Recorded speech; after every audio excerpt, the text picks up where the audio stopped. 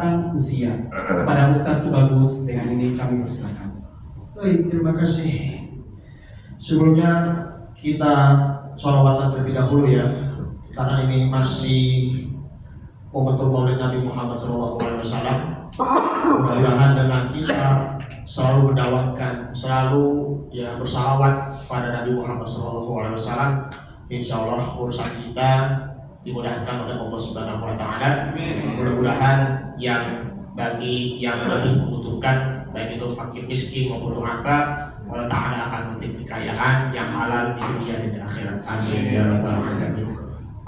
Sallallahu ala Muhammad, sallallahu alaihi wasallam, sallallahu ala Muhammad, sallallahu alaihi wasallam. Ya Nabi salam alaika, ya Rasul salam alaika, ya Habib salam alaika, salawatullah alaika. Anta syamsun, anta badarun, anta nurun fawqa nurin. Anta syamsun, anta badarun, anta nurun fawqa nurin. Anta iksir wa dhani, anta misbahus suduri. Sallallahu ala Muhammad, Allahumma salli ala sallallahu alaihi wasallam. Allah sallallahu ala Muhammad, sallallahu alaihi wasallam. Ya Habibi ya Muhammad, ya arusal khafiqaini, ya Habibi ya Muhammad, ya arusal khafiqaini, ya muayyad ya mumajjad, ya imam al-qiblataini. Sallallahu ala Muhammad, Allah sallallahu alaihi wasallam. Sallallahu ala Muhammad, sallallahu alaihi wasallam. Bismillahirrahmanirrahim. Assalamualaikum warahmatullahi wabarakatuh. Waalaikumsalam warahmatullahi wabarakatuh. Alhamdulillah, alhamdulillahilladzi anzala as-sakinata fi qulubil mu'minina liyazdadu imanan ma'a imanihim. Walillahi junudus samawati wal ardh wa kana Allahu 'aliman hakima. Asyhadu an la ilaha illallah wahdahu la syarika lah wa asyhadu anna Muhammadan 'abduhu wa rasuluh alladzi la nabiyya wa la rasula ba'dah. Allahumma shalli wa sallim ala hadzal nabiyil karim habibina wa syafi'ina wa maulana Muhammad wa ala alihi wa ashabihi ajma'in. Amma ba'du. Subhanaka la ilma lana illa ma 'allamtana innaka antal alimul hakim. Rabbi shrah li sadri wa yassir li amri wahlul 'uqdatam min lisani yafqahu qawli. Pertama-tama yang saya hormati Kepala BPJS Ketenagakerjaan Cabang Kota Tangerang yang Pak Zaid ataupun yang diwakili oleh Bapak siapa? Bapak Azwar ataupun Bapak Alwai. Yang saya hormati, tak lupa Pak Aris Gunawan, ini beliau tetangga saya di Pondok Kacang Timur. Saya selalu Pak Aris dan Pak Awai, mudah-mudahan selalu diberikan rezeki yang harus dibawakan, amin ya rabbal alamin. Pak Hendy, kemudian Ibu Mima dan juga Ibu Rina Rosmarina, dan tak lupa bapak-bapak, ibu-ibu dan saudara-saudari. Mohon maaf tidak bisa disebutkan satu persatu namanya, namun tidak mengurangi rasa hormat dan kasih saya. Alhamdulillah, ini saya baru pertama kali di sini ya bertemu dengan bapak dan ibu serta saudara-saudari, ikhwan akhwat. Kita bisa bersilaturahim di awal pertemuan ini. Mudah-mudahan ya silaturahim antara saya maupun juga bapak ibu maupun juga Pak Aris akan selalu terjalin hingga akhir hayat nanti.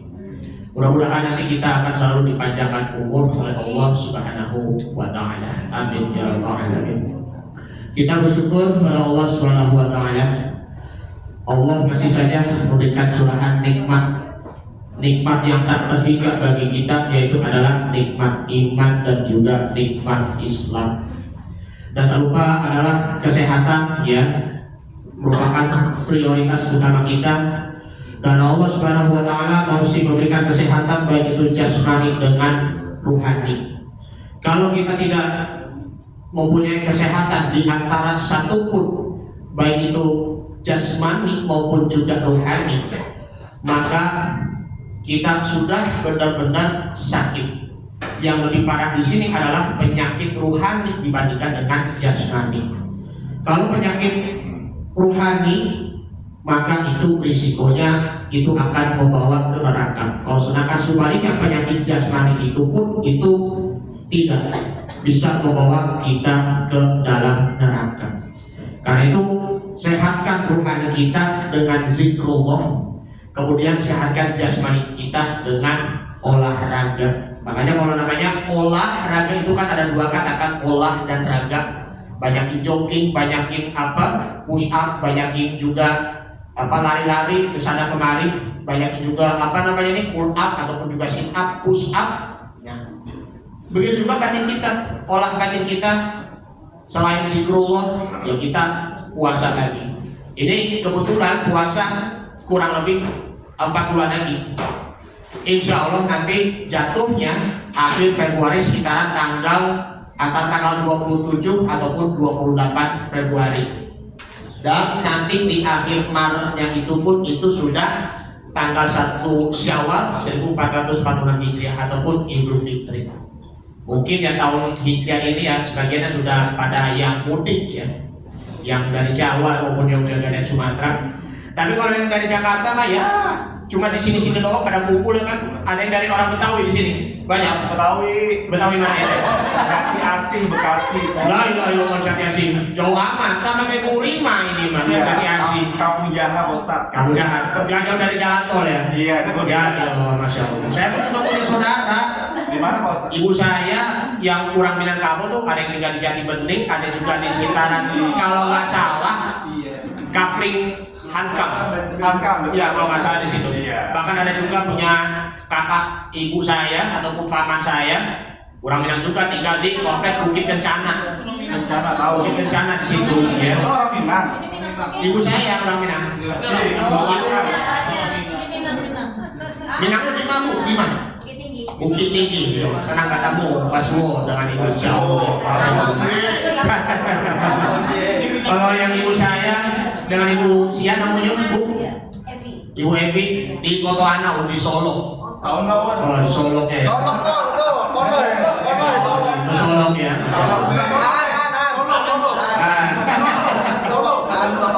Baik ya, alhamdulillah bisa berkenalan ya, bisa saling menyapa juga di sini.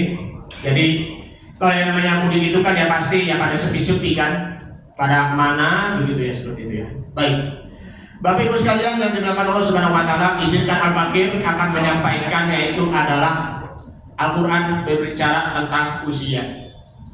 Karena ini masih banyak yang muda-muda yang seusia dengan saya, mungkin kamu, mungkin di antara anak bapak dan ibu ada yang seusia saya.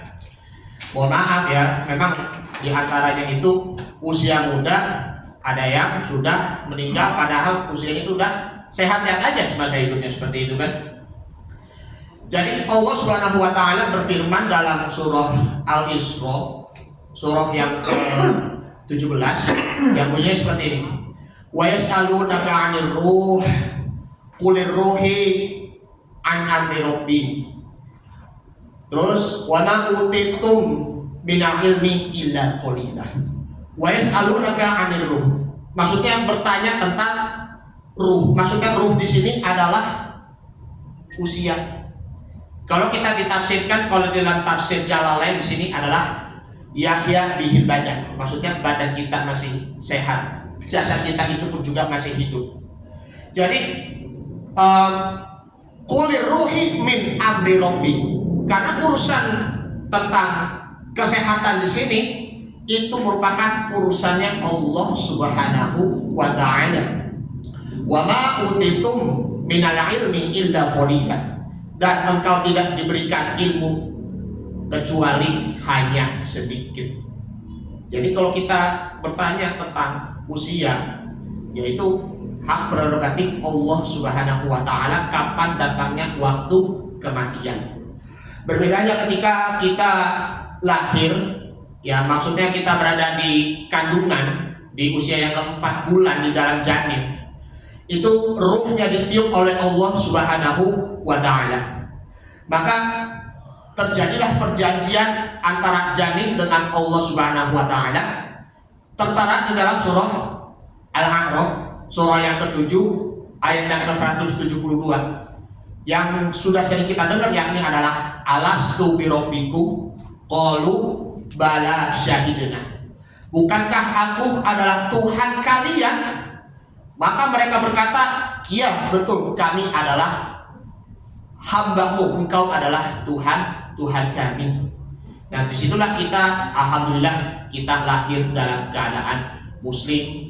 Dan disitu Allah Subhanahu wa taala sudah mencatat takdir-takdirnya, ketentuan-ketentuannya yang ada di dalam rahim ketika usia yakni adalah 4 bulan.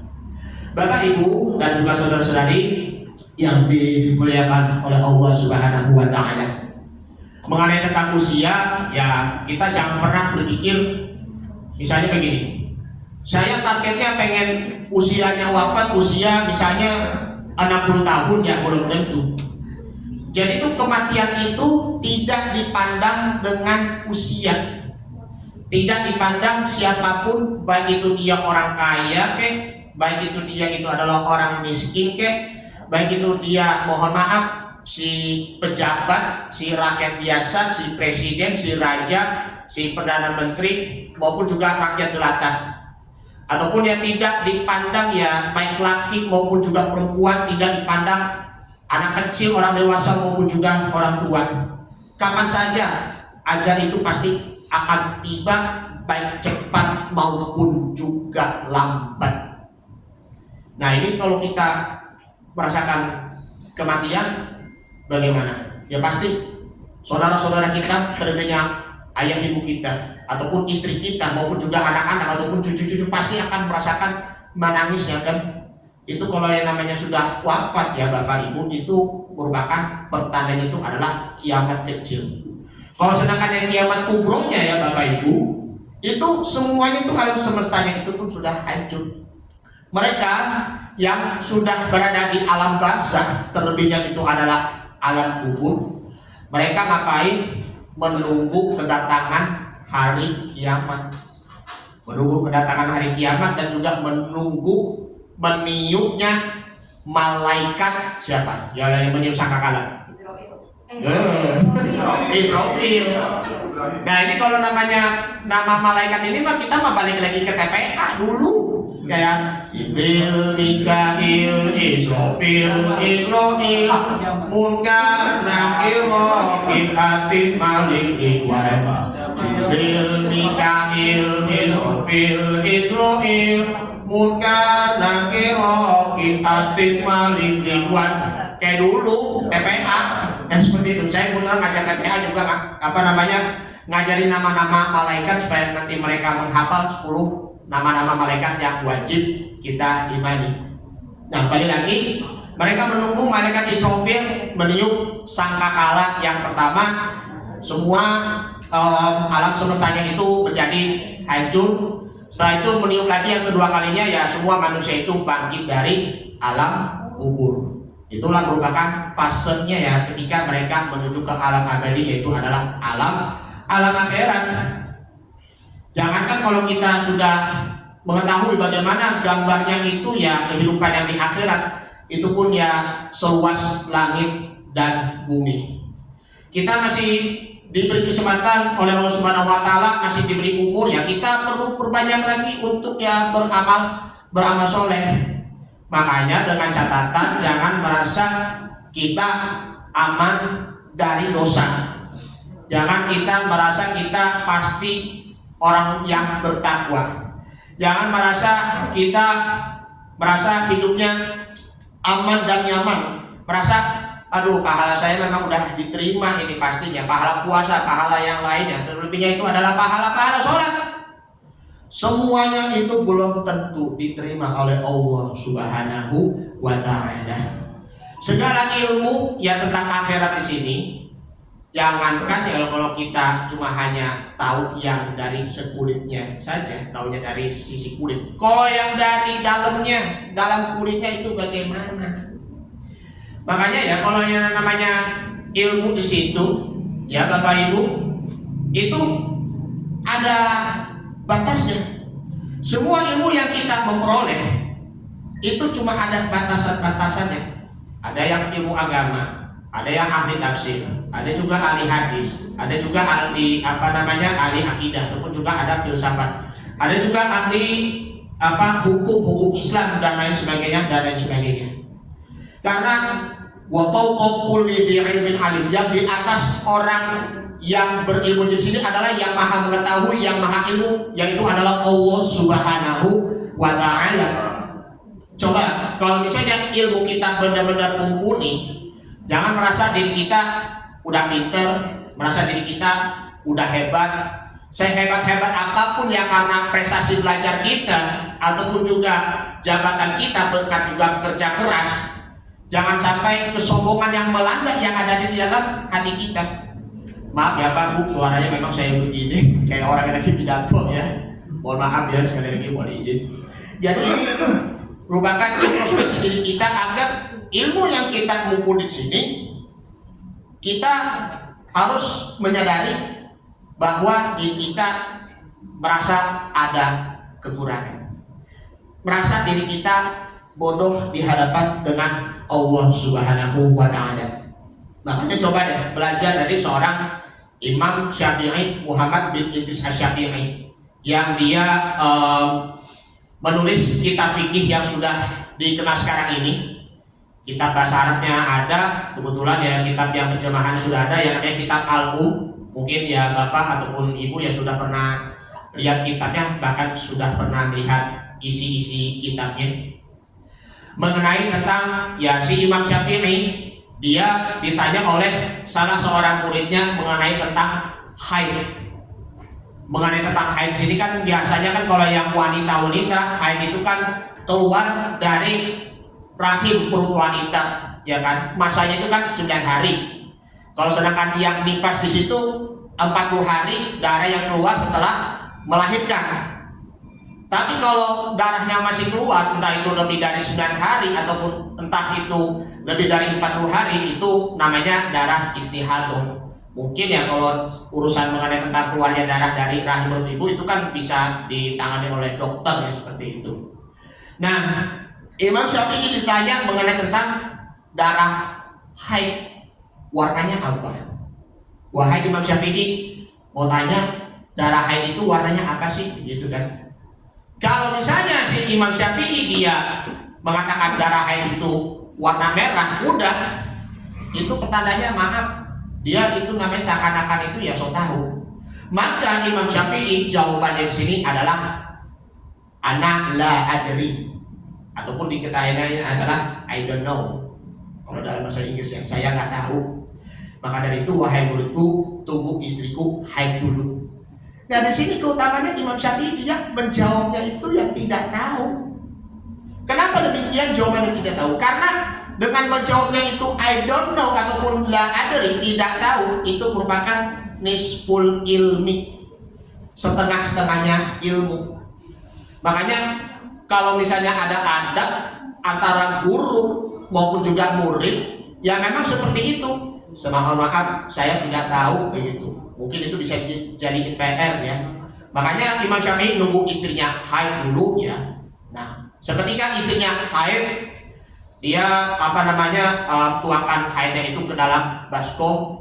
Ternyata yang warna haidnya di sini adalah ya warna merah kehitaman. Bagaimana rasanya istriku? Ya, nyeri wahai suami. Darahnya warna apa?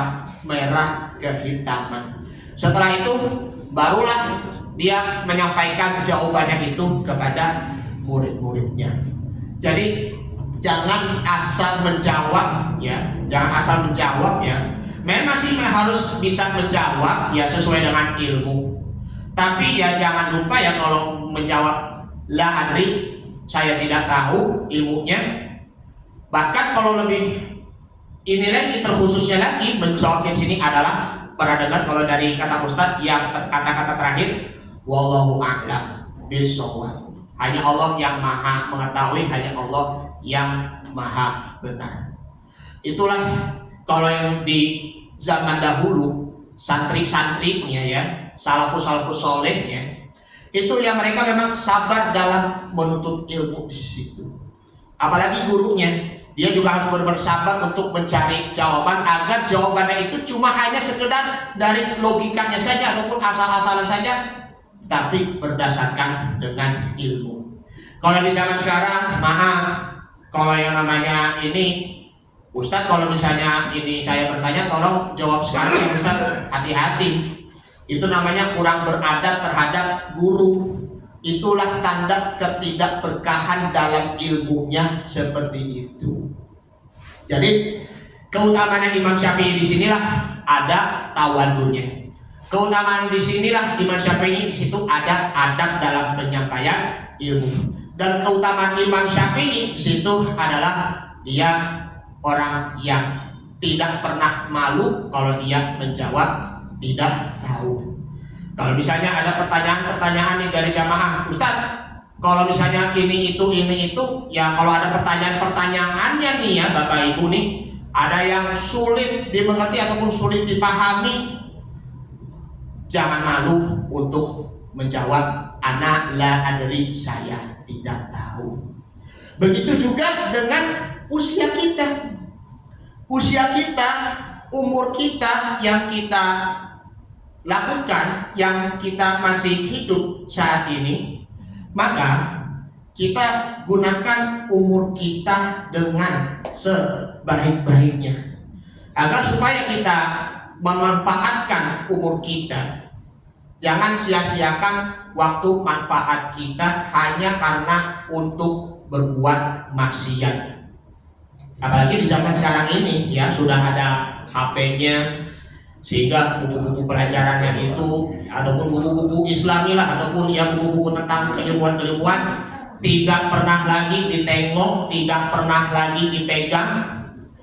Gak kayak di waktu sekolah. Nah, kamu gak pegang buku, nah mama buangin loh bukunya, seperti itu kan. Nah, ini sekarang udah pada menghadapnya itu, udah natapnya tuh ke gadget Bu, Pak. Sehingga buku yang kita punya selama ini, selama kuliah ataupun juga selama sekolah, akhirnya termakan usia, akhirnya terbengkalai kan, tidak pernah lagi dipelajari. Na'udzubillah subhanahu, na'udzubillah. Karena gunakan waktu kita untuk sebaik mungkin. Dengan cara apa? Perbanyak juga ibadah kita, perbanyak juga amal soleh kita. Kemudian juga kita perbanyak lagi untuk membaca Al-Quranul Karim. Bapak Ibu dan saudara-saudari yang dimuliakan oleh Allah Subhanahu wa Ta'ala, dalam hadis Nabi Muhammad SAW bahwa Nabi bersabda, khairun nas man tala umurahu wa hasuna umurahu. Sebaik-baik manusia dia diberi panjang umurnya dan diberi banyak kebaikan-kebaikannya. Kalau kita diberi panjang umur, kita terus berbanyak kebaikan-kebaikan kita. Jangan sampai kalau kita diberi panjang umur oleh Allah Subhanahu wa taala tapi kita malah mubazir, buang-buang waktu, ya. Karena mubazir itu merupakan atau dikata lain boros merupakan temannya setan. Inna mubazirina kanu ikhwanas syayatin wa kana syaitani li rabbih kafur. Sesungguhnya perbuatan mubazir itu ataupun boros itu merupakan saudaranya setan, karena apa? Setan itulah yang menyuruh kita untuk berbuat kufur. Mumpung kita masih diberi panjang umur oleh Allah Subhanahu wa taala, ayo semuanya kita berbanyak lagi kebaikan-kebaikan. Karena usia kita ya kalau makin bertambah tapi kok malah dikembalikan oleh Allah Subhanahu wa taala, maksudnya itu berkurang. Dalam surah Yasin yang sering kita dengar, surah Yasin surah ke-36 ayat 68. Wa man nu'ammirhu nakkishu fil khalqi afala ya'qilun. Dan kami memberikan panjang umur kepada hambanya, tetapi nanti akan dikembalikan oleh Allah Subhanahu wa taala. Tidakkah kamu memahami? Tidakkah kamu mengerti? Karena usia ini makin hari makin berkurang. Mungkin berkurangnya itu ya karena usianya, ya kan? Mungkin berkurangnya itu adalah waktu luang kita, sehingga ya kita tidak lagi memanfaatkan waktu luang kita untuk berbanyak ibadah kepada Allah Subhanahu wa taala. Hadirin Bapak Ibu yang dimuliakan oleh Allah Subhanahu wa taala. Seperti contohnya ya kita perlu untuk merenungi ya bagaimana kita bisa mempersiapkan diri kita untuk bekal akhirat nanti, karena kita tidak tahu kapan datang waktunya kematian. Dalam hadis Nabi Muhammad SAW bahwa Nabi bersabda, aksiru zikro hadibil ladzati yakni al-mautu. Perbanyaklah mengingat pemutus kelezatan. Yang ini di situ adalah mengingat kematian. Karena demikian perlunya mengingat kematian. Karena ada di dalam kisahnya yang yaitu adalah salah seorang lelaki dari kaum Ansor bertanya kepada Rasulullah SAW, ya Rasul, man aqyasun nas, siapakah orang-orang yang lebih cerdas? Yang ini adalah hum ulaika dzikrul maut. Mereka itu adalah orang-orang yang mengingat mati. Mereka itu dapat mempersiapkan bekal untuk menghadapi kematian. Maaf Bu ya, di lingkungan saya kemarin satu hari 2 orang itu sudah wafat. Bahkan di kemarin guru saya, guru di madrasah aliyah itu pun juga sudah wafat. Apalagi yang di kalangan selebriti yang kemarin siapa namanya, Ibu Marisa Haq sudah wafat kan? Hampir ada kabar kan sudah beberapa banyak yang sudah wafat. Padahal dalam keadaan sehat walafiat. Padahal dia baik-baik saja kondisi kesehatannya seperti itu, tapi tahu-taunya sudah wafat. Yang namanya ajal itu kan pasti tidak bisa kita tolak, karena kematian itu pun pasti akan menghampiri kita. Dalam surah Al-Hasyr, surah yang ke-59 ayat 18, Allah Subhanahu wa taala berfirman. Mari kita renungkan sejenak surah Al-Hasyr surah yang ke-59 ayat 18. A'udzu billahi minasy syaithanir rajim. Bismillahirrahmanirrahim. Ya wattaqullaha wal tanzur nafsum ma qaddamat lighadin wattaqullaha innallaha khabirum bima ta'malun. Sadaqallahul adzim. Perhatikan ya ayyuhalladzina amanu, wahai orang-orang yang beriman. Wa tanzur, hendaklah perlihatkan, wa tanzur nafsu, perlihatkan diri kalian, ma qaddamat liqad, apa yang engkau persiapkan untuk liqad, hari esok. Ada yang tahu enggak hari esok itu maksudnya apa? Gak tahu hari esok itu arti maksudnya apa? Meninggal. Nah, bisa meninggal, nah seperti itu, bisa kematian, bisa juga apa akhirat. Jadi bukan hanya sekedar hari ini hari Kamis, besok hari Jumat. Besok Nah, lagi kan aku sisa. nah seperti itu kan. Bisa juga hari esok, yaitu ya bisa juga kematian kan. Bisa juga ya namanya itu adalah akhirat, ya kan? Apa yang kalian persiapkan untuk hari esok di situ adalah hari akhirat, bekal amal soleh kita, bekal ibadah kita kepada Allah Subhanahu wa Ta'ala. Wattaqullaha, bertakwalah kalian kepada Allah. Innallaha khabirum bima ta'malun, dan Allah Maha mengetahui apa yang kalian kerjakan. Mengenai kalau kita sudah persiapkan hari esok untuk di hari akhirat nanti, kita lihat lagi dari masa lalu, masa kini maupun juga di masa sekarang. Masa lalu mohon maaf banget kalau kita ya kadang suka banyak melakukan perbuatan dosa ataupun juga maksiat, tidak pernah ya sholat 5 waktu, kadang sholat 5 waktunya suka bolong-bolong, ataupun yang kita tidak pernah lagi suka tidak pernah lagi membaca Al-Quranul Karim, kadang suka kalau di sosialnya suka menzolimi orang, nah itu suka melakukan fitnah kepada orang, nggak boleh.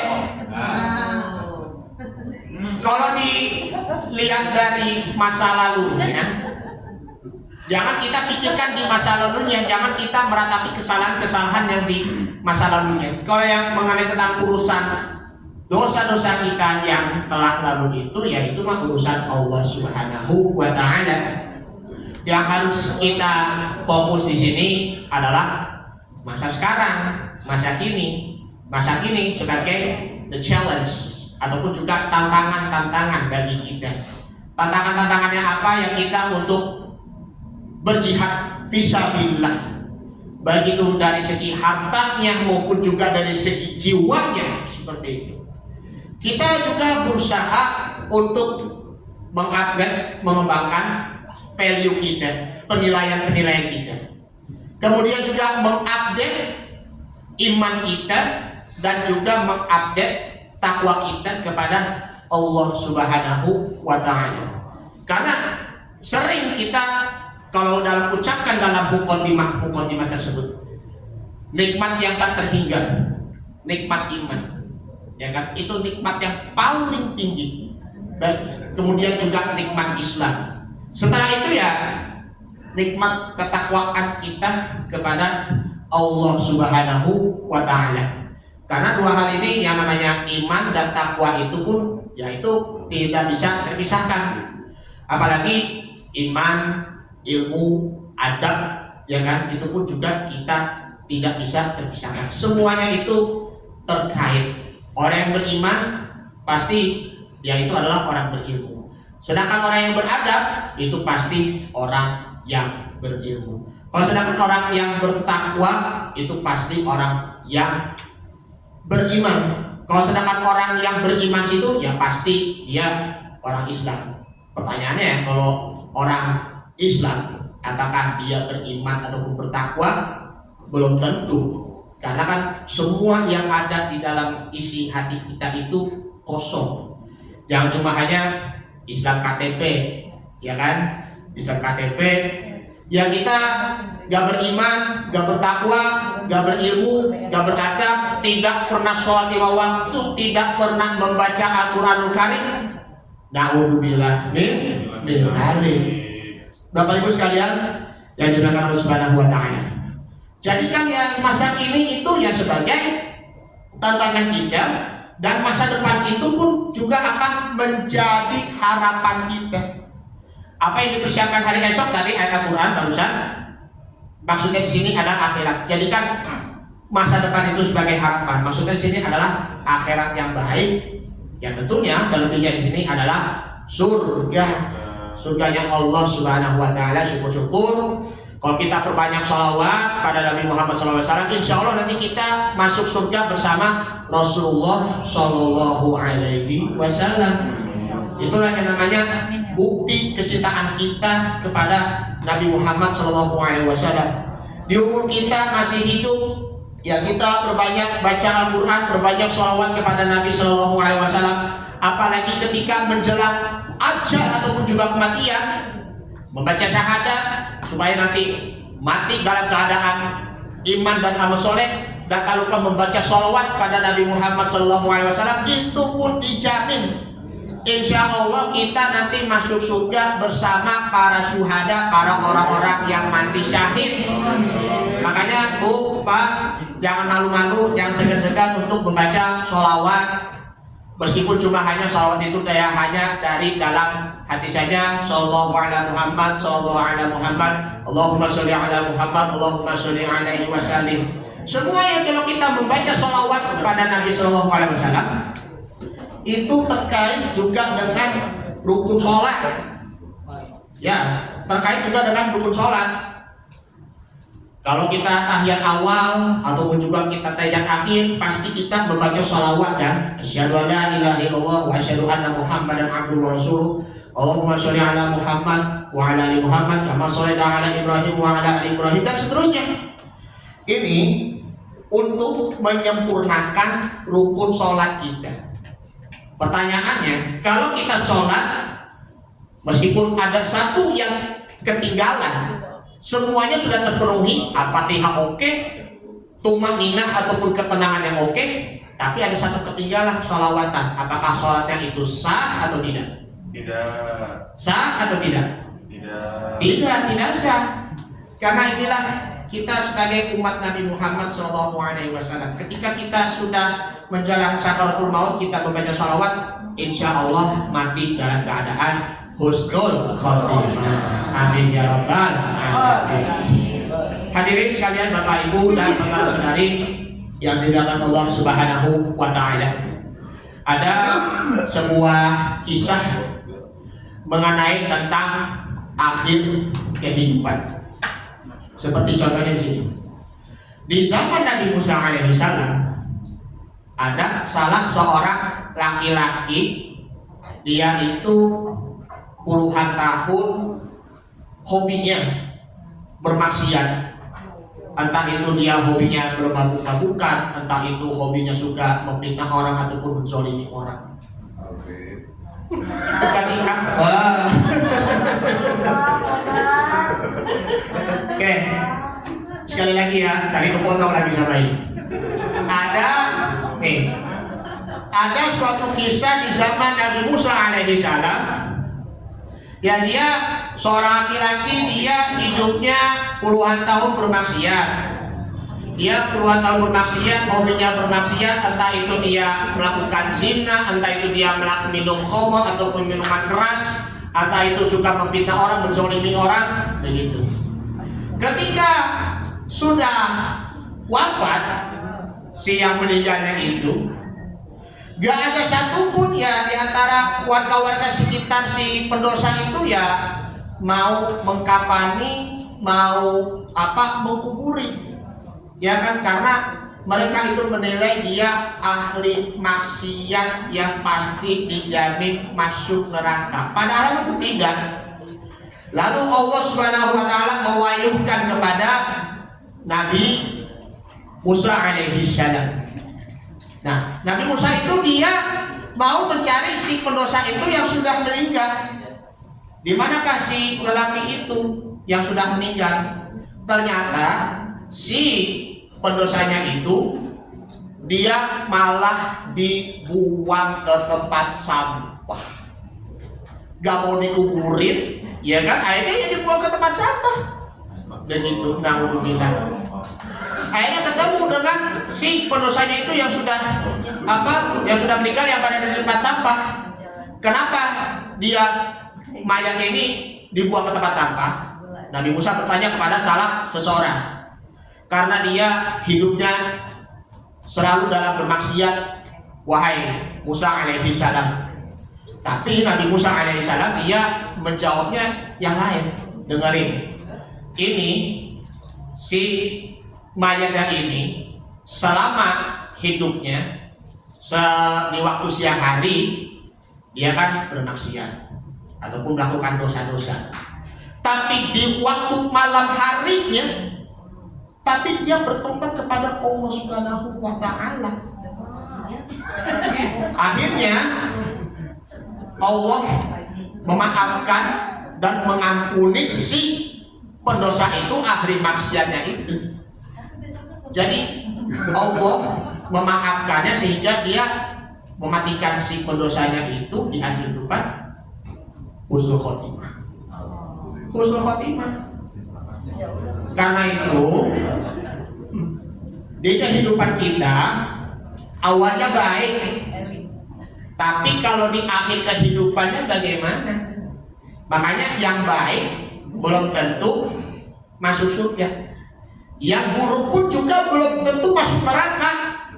Makanya maaf, jangan suka benci orang ya. Misalnya saya benci si Pak Haris soalnya dia orangnya begitu ya, misalnya begitu kan, dia pasti masuk neraka begitu kan, ya nggak boleh. Ini perkataan itu mengandung dosa, akan berbalik kepada kita. Nggak boleh.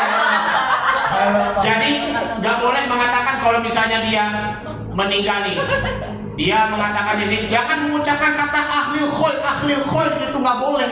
Ini dia orang maksiat, nggak boleh seperti itu.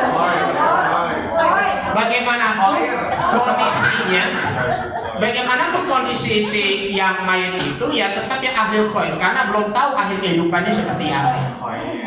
Inilah dia Nabi Musa alaihissalam, dia menuturkan ya apa yang dikatakan oleh salah si seseorang itu. Dia selalu berdoa kepada Allah Subhanahu wa Ta'ala ketika di malam hari. Ya Allah, sesungguhnya hambamu ini selama puluhan tahun masih bermaksiat kepadamu. Hambamu ini kadang suka melakukan perbuatan-perbuatan yang dimurkai olehmu. Tapi dengan hambamu bertobat ini, ampunilah dosaku dan juga maafkanlah kesalahan-kesalahanku, hingga akhirnya Allah Subhanahu wa Ta'ala memaafkan dan juga mengampuni segala kesalahan-kesalahannya. Karena Allah itu memang lebih menyukai siapa yang lebih suka di hadapan Allah antara ahli ibadah dengan ahli maksiat. Ahli maksiat itu tepatnya. Sedangkan ahli ibadah, ingat sabda Nabi Muhammad Sallallahu Alaihi Wasallam, yakni sini al-mujrimu, ya kan, orang-orang yang berdosa, ya kan, mereka itu adalah roji rahmatullahi, dia ingin mengharapkan rahmat Allah Subhanahu wa Ta'ala, aqrabu ilallahi minal abidil muqnid. Jadi dia orang yang paling dekat kepada Allah Subhanahu wa Ta'ala dibandingkan dengan ahli ibadah yang berputus asa. Jadi itu al-mujrimun ataupun ya orang-orang yang berdosa ataupun dikatain maksiat itu pun juga masih mending dekat pada Allah Subhanahu wa Ta'ala. Bahkan lebih dekat pada Allah, memberi rahmatnya dibandingkan dengan ahli ibadah yang masih suka hobinya berdosa. Makanya jangan merasa alim, jangan merasa diri kita taat, jangan merasa diri kita bertakwa pada Allah Subhanahu wa taala, jangan merasa merasa dirinya itu udah lebih pinter agamanya, lebih mantep agamanya. Nggak boleh. Saya pun juga ilmunya masih secuil, ibu bapak, masih tetap berguru dengan kepada para masyayikh ataupun para guru-guru yang lebih alim. Karena kan ilmu itu kan semuanya luas, makanya jangan segan-segan untuk bersilaturahim dengan ulama, jangan segan-segan, jangan takutlah, jangan malu-malu untuk bersilaturahim dengan para ustadz, para kiai, agar juga nanti meminta nasihat ataupun meminta wejangan-wejangannya. Nah, seperti itu. Nah, inilah ya namanya kita semuanya kita semuanya ini pendosa. Kalau kita makin hari kita makin menyadari bahwa kita hina di hadapan Allah Subhanahu wa taala. Kita dituntut oleh Allah Subhanahu wa taala untuk apa? Hanya berusaha dan juga berusaha. Nah, kemudian setelah kisahnya Nabi Musa alaihissalam, ada kisahnya Nabi Shallallahu alaihi wasallam. Di kisahnya di zamannya beliau Nabi Shallallahu alaihi wasallam, yakni ketika ada sama juga ya orang yang meninggal, tidak ada satupun yang ingin mengkafani ataupun juga ingin menyolatkan, bahkan juga ingin menguburi. Akhirnya Nabi Muhammad SAW dia ambil inisiatif untuk membandikan dan juga mengkafani. Semua para sahabat terheran, kenapa Nabi melakukan hal seperti itu? Padahal kan ya si dia itu kan ahli maksiat selama hidupnya berpuluh-puluhan tahun. Nah, Nabi melakukan hal itu ya sampai para sahabat itu pun juga ingin melihatnya ya untuk menyaksikan pemandian jenazahnya itu, tapi tidak diizinkan masuk oleh Rasulullah SAW. Jadi Rasulullah SAW memandikan jenazah lalu disaksikan oleh para malaikat-malaikatnya. Sampai heran tuh para sahabat itu, bapak ibu dan saudara, masya Allah. Sampai akhirnya Nabi SAW setelah dia memandikan, mengkafani, ya menyolatkan, ya coba deh, wahai para jamaah, wahai ayuhal muslimun, wahai para sahabat, apakah jenazah ini dia pasti akan masuk surga? Mereka itu pun ya menjawab hanya diam-diam saja. Ya mungkin ya mereka menjawab Allah wa rasuluhu a'lam, hanya Allah dan Rasulnya lebih tahu. Maka Rasulullah SAW menjawab, ya ini pasti dia masuk surga.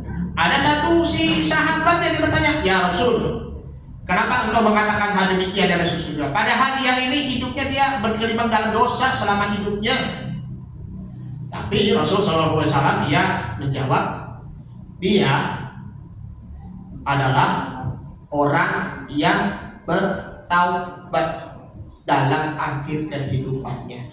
Meskipun dia awal hidupnya dia banyak melakukan perbuatan dosa, tapi di akhir kehidupannya itu dia bertobat kepada Allah Subhanahu wa taala. Sehingga si mayat ini ya dia berdoa, Allahumma inni a'udzubika min adabil qabr. Ya Allah, aku berlindung kepadamu dari azab kubur. Wa a'udzubika min fitnatil mahya wa mamat. Dan aku berlindung kepadamu dari fitnah hidup dan juga mati. Wa a'udzubika min fitnatil masihid dajjal. Dan aku berlindung kepadamu dari al-masih ad-dajjal. Maksudnya al-masih ad-dajjal di sini yaitu adalah fitnah di dunia maupun juga fitnah di akhirat. Ketika nanti di hari kiamat nanti kan Dajjal muncul, maka itu akan menimbulkan fitnah ad-Dajjal. Maksudnya fitnah ad-Dajjal di sini adalah surga dijadikan neraka, neraka dijadikan surga, ataupun yang bisa yang lain-lain. Yang benar malah dianggap salah, yang salah malah dianggap benar, ya kan? Yang benarnya diinjak-injak, yang salahnya malah didukung. Nah itu fitnah ad-dajjal yang seperti itu. Ataupun yang bisa dikata lain, yang tadinya menjadi taman surga menjadi taman neraka. Dan sinilah yang dinamakan adalah fitnah al-masih ad-dajjal. Akhirnya Allah Subhanahu wa taala menerima taubatnya dan juga dia alhamdulillah dia tetap memasukkan dia ke dalam surganya di sisi Allah Subhanahu wa taala. Itulah Allah Subhanahu wa taala berfirman dalam surah Al-Baqarah surah yang kedua ayat 222, "Innallaha yuhibbut tawwabina wa yuhibbul mutatahhirin." Sudah sering kan dibaca? Sesungguhnya Allah Subhanahu wa taala mencintai, menyukai orang-orang yang bertaubat dan mencintai orang-orang yang dalam keadaan suci. Bapak, Ibu, dan saudara-saudari yang dimuliakan oleh Allah Subhanahu wa taala. Dari penjelasan-penjelasan di atas di sini adalah urusan umur itu urusannya Allah Subhanahu wa taala. Apalagi mengenai tentang kematian itu pun hak prerogatif Allah Subhanahu wa taala. Mumpung kita masih hidup, ayo kita gunakan umur kita dengan sebaik-baiknya. Berbanyak juga kebaikan untuk diri kita sendiri, ya, keluarga kita, ayah ibu kita maupun juga teman juga kerabat. Perbanyak ibadah kita, sholat kita yang sholat fardu 5 waktu, ya, diperbaiki lagi. Kemudian perbanyak juga kita membaca Al-Quran. Terus juga jangan lupa kita perbanyak sedekah, infak maupun juga zakat. Dan juga kita kembali lagi untuk memaafkan kepada orang-orang sekitar. Jadi tidak ada yang dinamakan adalah balas dendam, tidak ada yang namanya permusuhan. Kita kembali lagi untuk jalin silaturahim agar di sisa-sisa umur nanti maka Allah Ta'ala akan memakmurkan usia kita, dan ketika sudah wafat insya Allah mati dalam keadaan husnul khotimah. Amin. Baik, ini karena udah jam 5 sore ya, ini memang sudah waktu jam pulang kantor ya, memang ini sudah jam pulang kantor, jadi mudah-mudahan ya kita bisa bertemu nanti di waktu yang akan datang, dan kita akan terus ya menjalin tadi silaturahim, dan mudah-mudahan kita diberi panjang umur dan diberi rezeki yang alhamdulillah berbarokan. Amin ya rabbal alamin. Ini saja yang akan kami sampaikan, kurang lebihnya mohon maaf. Yang benar hanya dari Allah, yang salah dari saya pribadi, karena saya pribadi pun juga manusia. Hadanallahu wa iyyakum ajma'in. Wassalamualaikum warahmatullahi wabarakatuh.